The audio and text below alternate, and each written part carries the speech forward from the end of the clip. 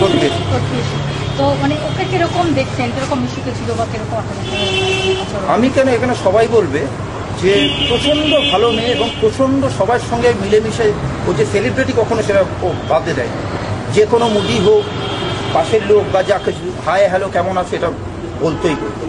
ভীষণ ভালো মেয়ে, ভীষণ ভালো, মানে এত শখ এই ব্যাপারটা নিয়ে। আমি ওর আমার ছোট বোনের মতো, মানে আমি এটা নিয়ে প্রচন্ড শখ। এর বেশি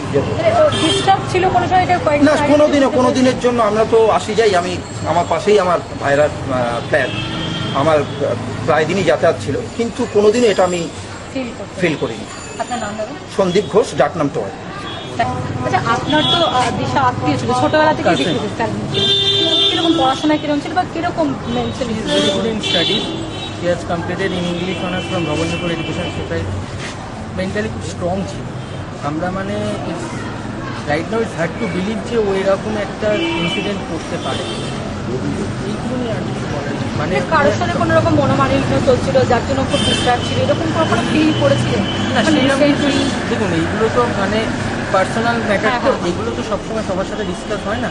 এরকম আমরা অন্তত মানে ওর ব্যবহারই সেটা আমরা আপনি বলছেন যে মানে আপনার একটা বান্ধবীর সঙ্গে ডিস্টার্ব ছিল, ব্রেক করে যাচ্ছে, সেই সময় আপনাকে অনেক বেশি মেন্টাল, মানে ও আমাদের দারুণভাবে মেন্টাল সাপোর্ট দিয়েছিল। ওর যে এই সাপোর্টটা মানে ভুলবার না।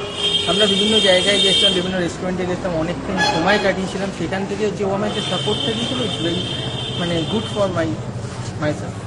আপনি ফ্যামিলির দিক থেকে কি কোনোভাবে কারোর দিক থেকে মানে কোনো রকম প্ররোচনা ছিল যার জন্য এটা কিছু মনে করছেন যে যার জন্য এরকম একটা স্টেপ নিতে? কোনো প্ররোচনার ব্যাপার নেই, কারণ ও প্রথম কথা হচ্ছে ওর মা বাবার মানে একদম মানে কি বলবো, মানে আরো আদরের একটা মানে মেয়ে ছিল, এবং সেখান থেকে কোনো প্ররোচনার কোনো প্রশ্নই না। কেউ কি সুইসাইড করার জন্য অ্যাডভাইস করেছে সেরকম কিছু ফিল করছেন?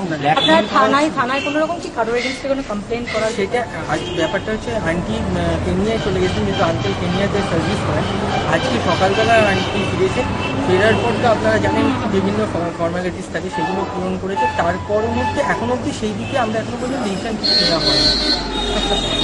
ওর অ্যাকাউন্ট থেকে একটা টাকা যেটা ওর এবং ওর বাবার কাছ থেকে ছিল, হ্যাঁ সেটা আপনাদের মিডিয়া মারফতই আমরা জানতে পেরেছি।